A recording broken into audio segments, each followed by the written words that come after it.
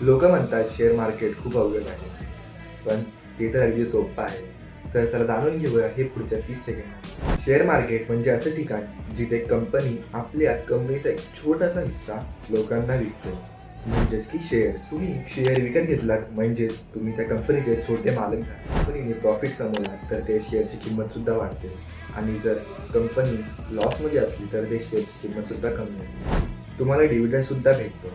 Dividend म्हणजे जेव्हा company जास्त प्रॉफिट करते तेव्हा ती त्याच्या शेअर होल्डर्सला थोडेसे प्रॉफिट सुद्धा वाटते. हे समजण्यासाठी आपण एक फोनचं उदाहरण घेऊ. जर तुम्ही कंपनीचा फोन घेतला आणि त्या कंपनीची किंमत वाढली तर त्या फोनची किंमत सुद्धा वाढते.